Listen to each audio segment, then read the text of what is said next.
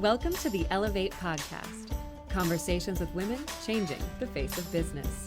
And now your hosts, Kristy, Wallace, and Maricella, Herrera.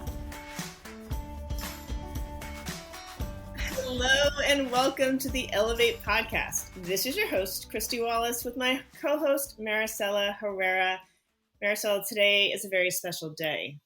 I can see you. You're seeing my face? I can see you. So for our listeners, the platform we typically tape the podcast on has been audio only, and they just upgraded a new feature, which includes video. So stay tuned. In the future, we might have some fun video excerpts for you of the podcast. But for today, what it means is I get to talk to Maricella face to virtual face, and it is really lovely. So hi, Maricella. Hi. It's interesting because we just were in a meeting where we were looking at each other's faces, but it feels different with the podcast somehow. It does feel different, and I just realized we're wearing the same shirt today. I'm wearing my Ellevate. Yeah, me too. So now I get to see we're matchy. We're twins. I was trying not to put like sweaters and fleece and anything on, but my apartment is actually cold.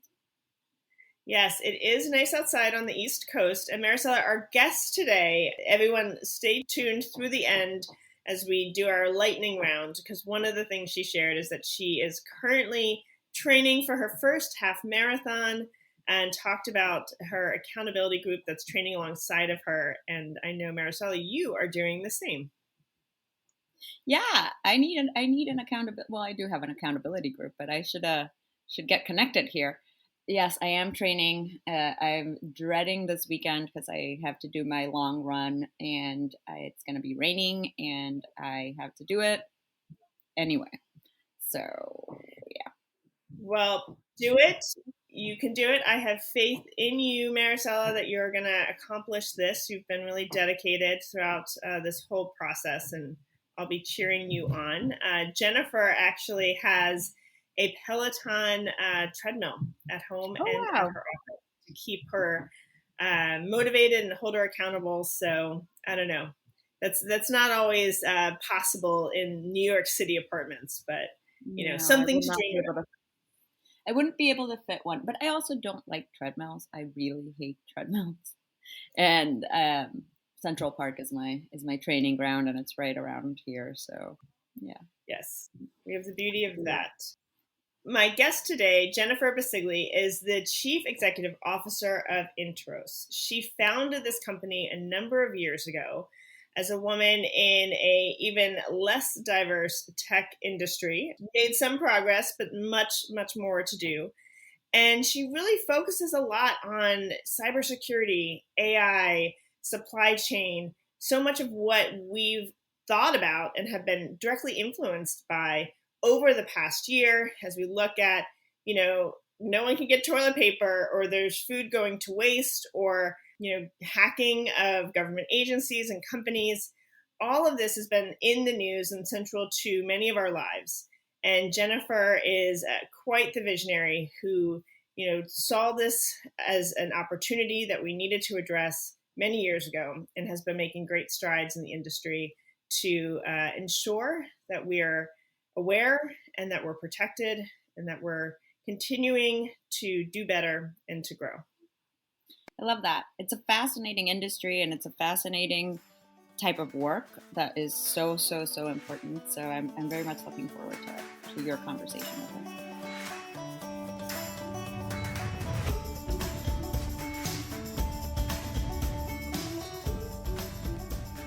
Jennifer, hello and welcome to the Ellevate podcast. It's wonderful to have you here today.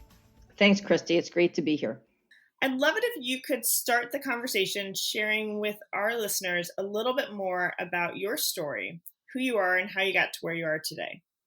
Sure. Well, I'm very excited and proud to say that I'm one of the few, if you will, in this area of Washington, D.C., females in tech. I launched Interos about 16 years ago somehow, always with the idea of it being a technology company. We were just too early, so very Shark Tank, if you will. And but fast forward, if we think about what happened last year, whether it be COVID and reading about how Apple missed their earnings last February, or the trials and tribulations of just regular drug companies trying to get manufacturing out of China, the concerns in the global supply chain. And then we read in the paper all the concerns about China and 5G technology that's happening. And then even yesterday, President Biden signed an executive order around securing the American supply chains. And then you had the SolarWinds cyber attack. What they did is they really profiled or highlighted what I'm about and what my company's about, which is helping organizations globally understand who they're doing business with, whether that be what countries they're doing business with or what companies they're doing business with, and whether that's a good or a bad thing.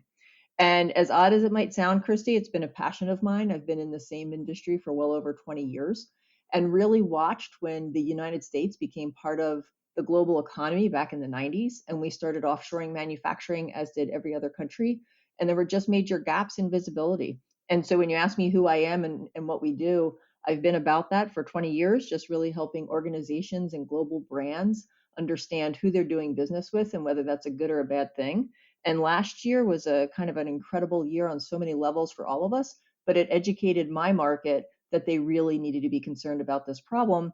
And fortunately, we've built an artificial intelligence technology platform that can help solve it. So I'm going to get back to some basics here, Jennifer, for our listeners who may not be as proficient in this area. How would you define supply chain? So if you think about it, most of us know who we hand a check to provide us with a good or a service. That's a tier one supply chain. So from the consumer to the supplier is tier one, but that supplier is probably buying from other suppliers. So for example, a pen. You would buy from the finished good, which is actually the pen from Staples. That would be your supplier, your tier one supply chain. Staples is buying parts of pens from other companies and cobbling them together. That's the tier two. So it's the multiple tiers of supplies and services that make all the goods and services that we buy globally. That's what a supply chain is. And as you think about your work in tech, what is that intersection between the supply chain? I know there's got to be technology and systems that manage inventory and shipping and, some of these processes, but it also feels like it's very physical and manufacturing. And so how do you see that intersection between the work that you do and, this supply chain process that happens every day? So interestingly enough, it's actually incredibly manual what happens every day. And like I said, back in the 90s when I got started, there weren't really technologies that did inventory management or transportation management like you just mentioned. And so it was a bunch of paper and faxes for those of us that remember fax machines and phone calls. And a lot of that still exists today. But as I mentioned, back in the 90s, you started seeing technology. So if we think about when we go to the supermarket and you see people walking through and pointing, scanning guns at shelves to take count of inventory, that's called an inventory management system or an inventory management technology. They started back in the 90s, but when I started, I hate to tell you this, they didn't even exist yet. And so there are pockets of technology. The technology that never existed before my company was the one that tied businesses together with each other. And so most of us in the supply chain world would understand how many pieces and parts are within a warehouse or what's on a truck that's in motion, but wouldn't really know who owns that trucking company or who owns that inventory, that warehouse, so that if there's a pandemic like COVID and they're located in China or they're located in Brazil, based on the pandemic and the labor force not being able to get to work that day, is that a good or a bad thing? And so what we do, kind of in its simplest, Kristy, is we literally provide the transparency for the multiple tiers of global companies doing business together, so that they understand when anything happens in the world, whether it be a pandemic or a cyber breach, what the ripple effect is to their business and if they have to take action to mitigate it. Got it. And when we think about impacts of business and also, the future of work. There's been a lot of conversation. AI is a important aspect of as we look at supply chain. There's also been a lot of arguments around the impact of AI on the workforce, and it's all very intertwined there. How do you see AI playing a role in these systems, which, you're talking about going from faxes in the 90s to where we are today, and that speed of change, and how we really create these structured systems that are talking to each other and really being smarter and helping to inform us and understand the influences in our world, and how that comes down to our businesses or to how we deliver our goods to our customers. What is the role that AI plays in that? Well, I think it's a large role, but I also think it's worth defining what artificial intelligence or AI really does for us. Because a lot of folks, Kristy, I find as I go through life these days, think that AI is kind of a panacea and it solves everything. It's like the easy button. And so there's multiple flavors of artificial intelligence. At my company, Interos, we use two different flavors. The first one being machine learning. And so using machine learning, we have automated the ingestion of almost 100,000 different data sources into our platform, which allows us to do the mapping of the global supply chains that I just mentioned.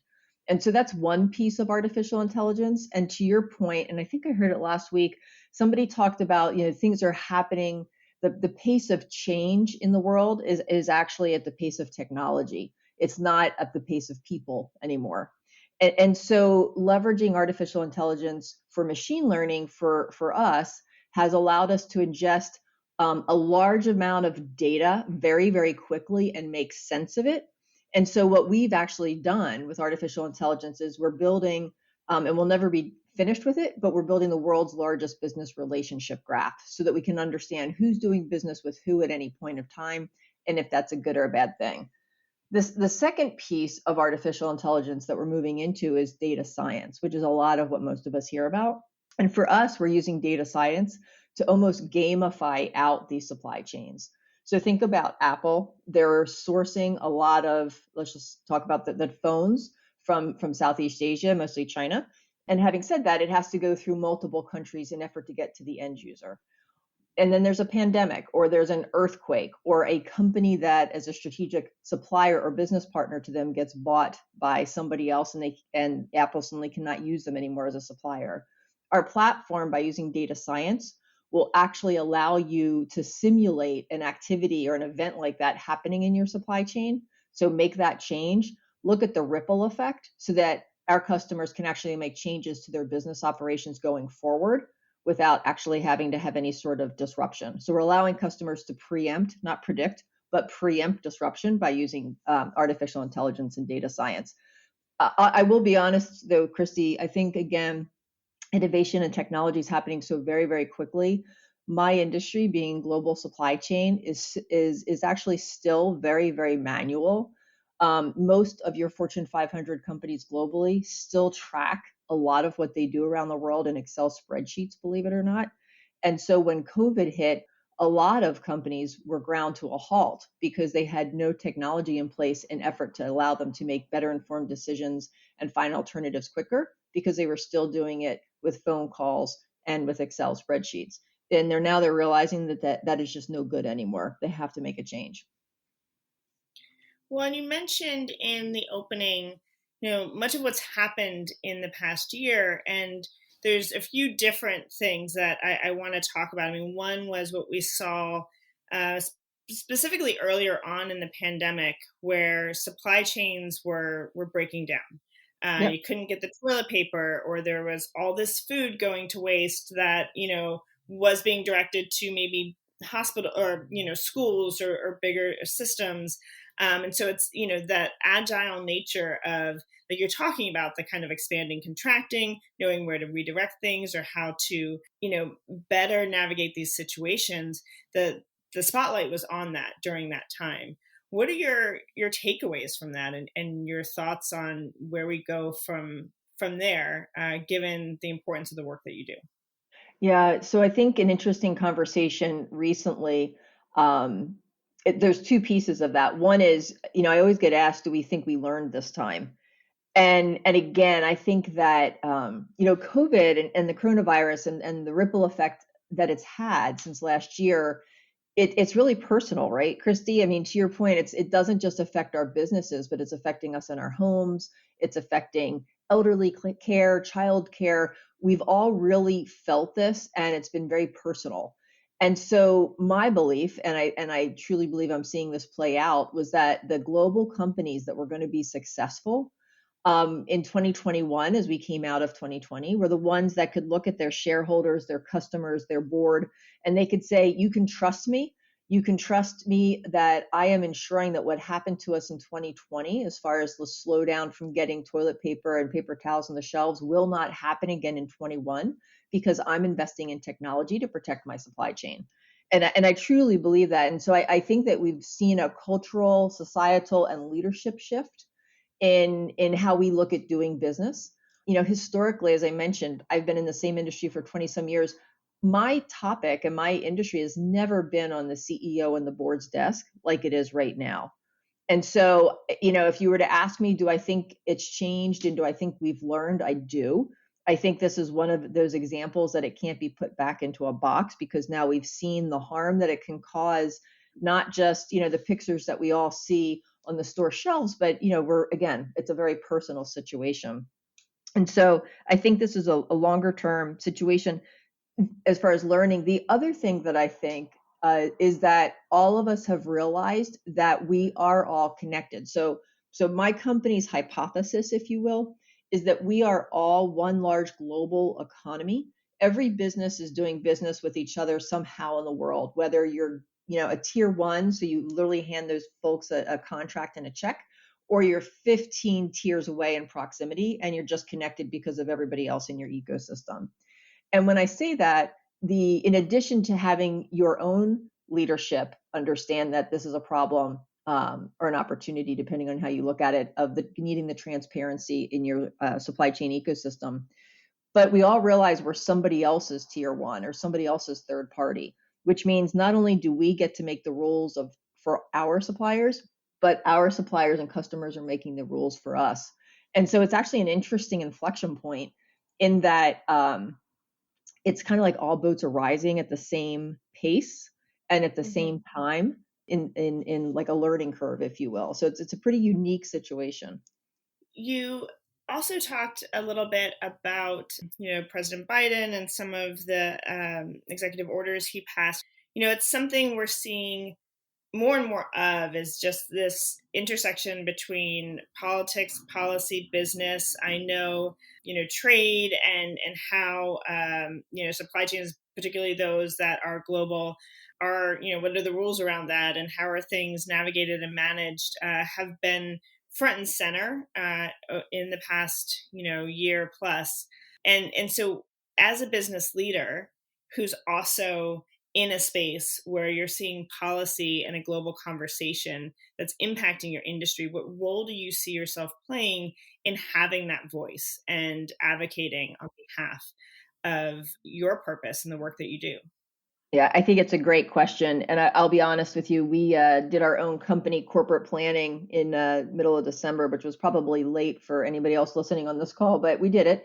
And one of the goals for this quarter coming into 2021 for my office, my function in the company, was to be a thought leader, not just kind of in our industry, but really getting wide and getting loud about what's happening right now, because it's an opportunity for us, a major opportunity that might not ever happen again as far as coming out of 20 into 21. But I also think that, social media, and again, this work from home, everybody's electronic, everybody's online. There are so many different ways to communicate that it's a kind of a perfect storm of something needs to change. And there are so many avenues to get thought leadership out that we're working to capitalize on all of those. And so, just like a lot of your listeners, I'm sure, we've taken every opportunity we can, not just from a media to comment on the media that's happening, but also to lead the discussion. So one of the areas, Kristy, is that if I had talked to you in January a year ago, what we did for a living, we were pretty much trying to automate what was known as vendor due diligence. Or if you think about, if you want to go work at Walmart as a supplier, you have to fill out paperwork and get onboarded, and they look at the last 3 years of your financials, how you're doing packaging, your ethical sourcing processes, whatever that due diligence is, but it's very rear view window looking. Now, a year later, we're educating the world on you really need to be focused on operational resilience. So this is the world that you live in. Where do you fit, and how do you need to operate your business going forward so that you can preempt disruption, take advantage of business opportunities. So that leading that discussion globally has been a big focus. We've also, and maybe part of it is because of our proximity to Washington, D.C., because I'm 20 minutes outside of D.C. in Arlington, Virginia, but we do a lot of work on the Hill.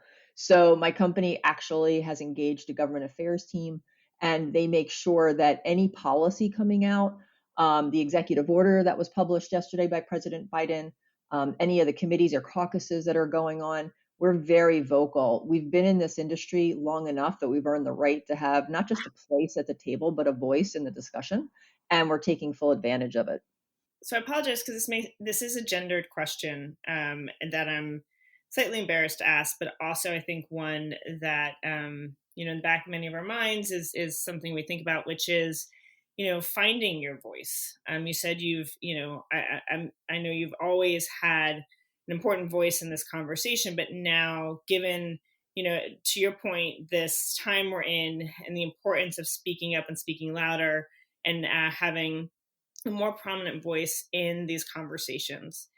Is there any, on a personal level, any hesitation there for you, or are you comfortable, being in this role? Because I oftentimes do hear from many professionals, in particularly professional women, that they're anxious. It's something that they want to do, but they're anxious about, getting started.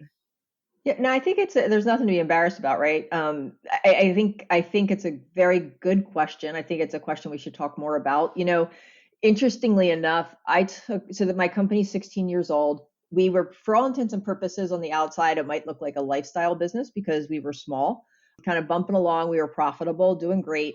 And then at year 14, so that was 28, coming out of 2018, going into 2019, I decided to take on my very first round of venture capital funding. And that's, there's, 2% of women get invested in. And we took on a Series A in 2019 and a Series B in 2020. And now I've been able to, in 24 months, I've able to not only invest almost $30 million into our technology platform to ensure that we were number one in the market globally, but I grew the company 700% in 1 year and then tripled again the next year. And so I think there's a couple things to unpack there. One is I don't think we talk about this stuff enough with each other. And really, as they talk about sponsor each other and make sure that we do feel confident and grab each other and bring somebody else to the table with us. But I hate to say this because I know it's a podcast and everybody can't see me, but I hit a big number in age this year. And I honestly I think some of that led to the fact that I've been in this industry for 25 years. I've absolutely earned the right to have a very loud voice. And, I'm really big on keeping my head down, hardworking and being humble. But to be very honest, Kristy, most of the time I'm right when I talk about my industry because I've just seen a lot of it. And so I think that all of us have that opportunity to find our voice and get out there. And I won't say I'm perfect, but more than often I'm correct. I appreciate that. And thank you for that, saying that.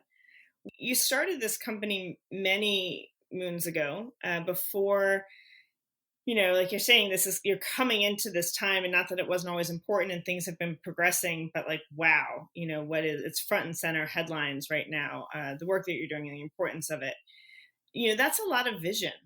And a lot of belief and conviction in that vision. And we know that is, key to many entrepreneurs and founders. You got to believe in, the problem and the solution first, and then, be ahead of the market in many ways. But what were those early days like, as starting your own company and really, trying to educate and inform and bring awareness to the importance of the work that you're doing? It was lonely. It was very lonely.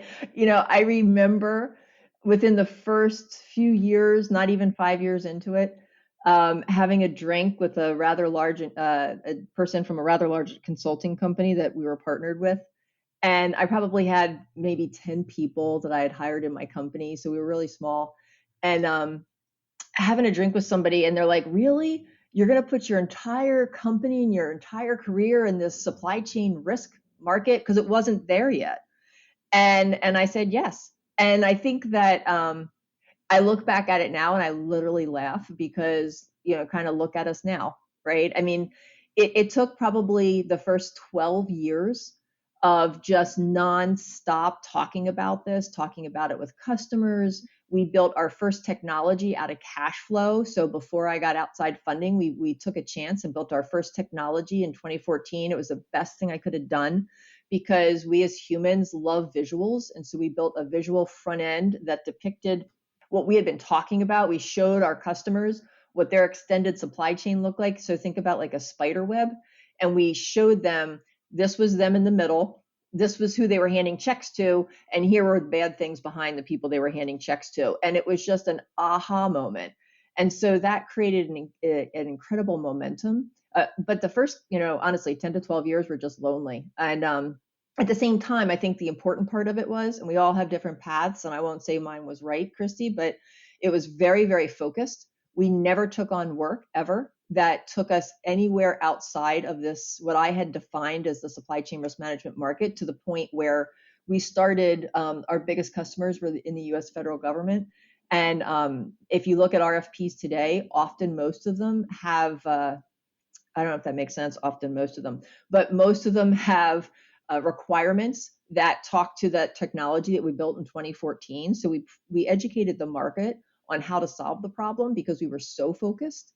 It's also why under the Obama administration, I would literally get phone calls from Homeland Security and the White House to my office, to my name, because we were so focused on it. So I think that we all have our different paths. I don't know that there's one any better than the other, but I think two things that I did well.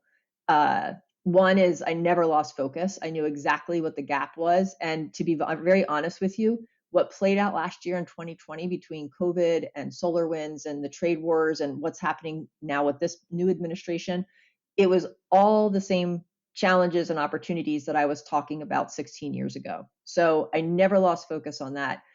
The other thing that was different goes back to the question you asked me about, the voice, is the first 2 years I thought I had to have all the answers, which made it not just lonely, but painful.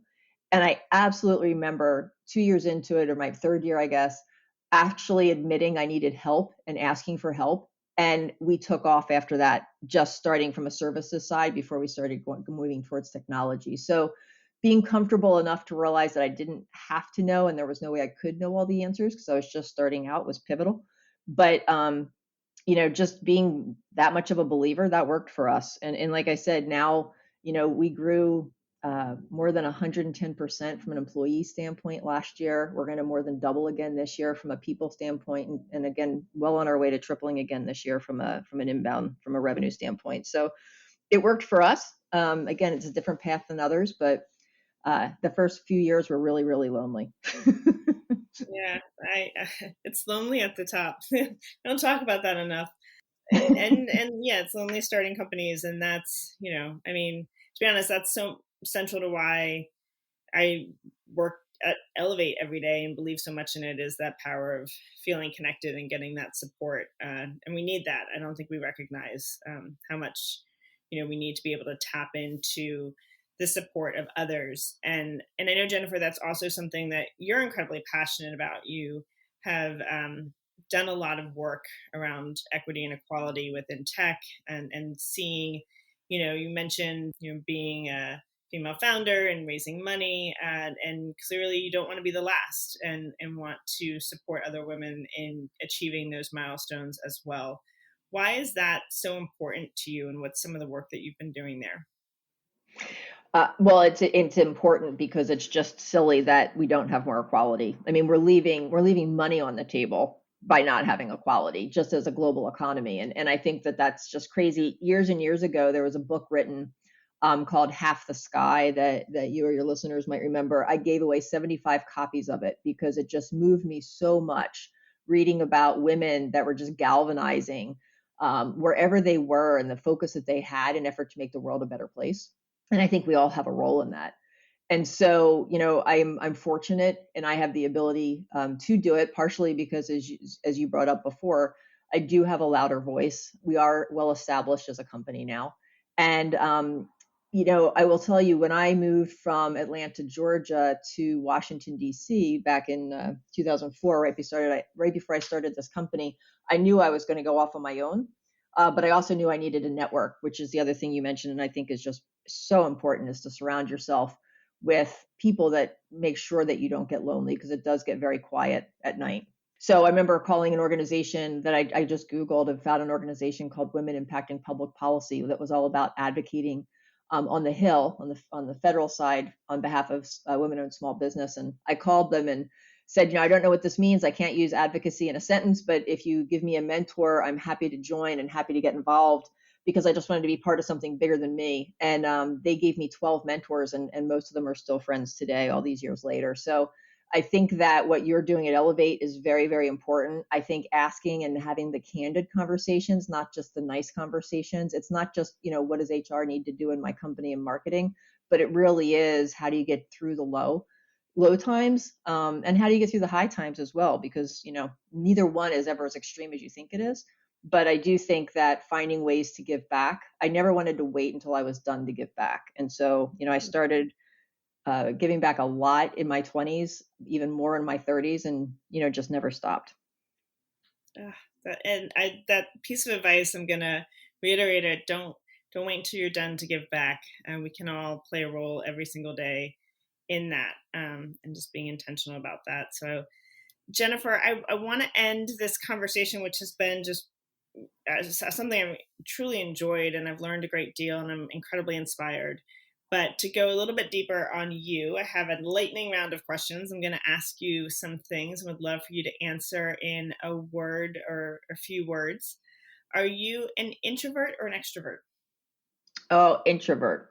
I like watching people. I don't like to be around a lot of people. Very much an introvert. What is your favorite day of the week? It has to be Friday. Are you an early bird or a night owl? Oh, total early bird. I don't do coffee or sugar. I wake up talking this fast. My husband hates it, but totally an early bird, and I'm in bed by 8:30. Who would be your dream dinner guest? Christine Lagarde. I met her once. I'm on one of the G20 committees for women entrepreneurship. And I met her once, and she just had this aura around her. And I just think she's wicked smart. She's another strong female that doesn't apologize for anything. I think she's amazing. So great. What is your pet peeve? The word no. I like that. I've not heard that on this podcast before, and I really appreciate that. That is a good one. Monday morning staple. So you said you don't do coffee or caffeine. What gets you going on a Monday? Every day I have to get up and work out. I have so much adrenaline when I wake up that if I don't work out, I just don't stop talking, and I have energy. So one has to give. So I have to work out every single day. What is your favorite type of workout? Oh, thank you for asking. I'm a Peloton junkie. I have the treadmill and the bike at the house, and I have a bike at the office, and we're about to get a treadmill at the office too. And because I hired another key team member in my company recently that gave me a couple more hours back on my schedule, I'm actually training for my very first half marathon. So if anybody has any tips, I'm very open to it, but I'm doing the Peloton training for my half marathon. Super excited. Oh, that's so exciting. Are you going to do the marathon in DC? You're way ahead of me. I will tell you, I don't know how much time you have left, but I've blocked it out 12 weeks of training, and it ends up about Memorial Day this year. Uh-huh. And there's one in Loudoun County, which is in wine country, which is very much up my alley. So I feel, but then I found out there's a lot of hills out there for my first half marathon. I'm not sure, but there's still wine at the end of it. So I don't know. And it's kind of a weird year still, right? Because we're trying to figure out what's live versus what's virtual. But I would really like to do a live one. Because do you do them? I hear like the energy of the crowd just carries you. The energy is amazing. My brother-in-law did the Marine Corps Marathon in DC. It was amazing. He did it the year we had Hurricane Sandy, and it was actually the same weekend. So we watched him run and then quickly made it back to New York. I did a really fun one, a marathon relay in Baltimore, which ended up with some good beer and food at the end. We've got some good ones in New York City too, but I've sort of gotten out of running, and it's something I'm committed to getting back into. And I'm a little bit competitive, so I like the races. I'm sure that so mine, I'm sure most of your listeners are, if you attract like minds. And I forgot how much I enjoyed running until I just got back into it. So we could run separately, but together. I'm inspired. I am inspired. What is your favorite recent read? It's kind of one of the downsides of doing what I'm doing right now. I don't have a lot of time to read, but I will tell you one of the books that stayed with me, and it's older now, but I don't know if you read the book Educated.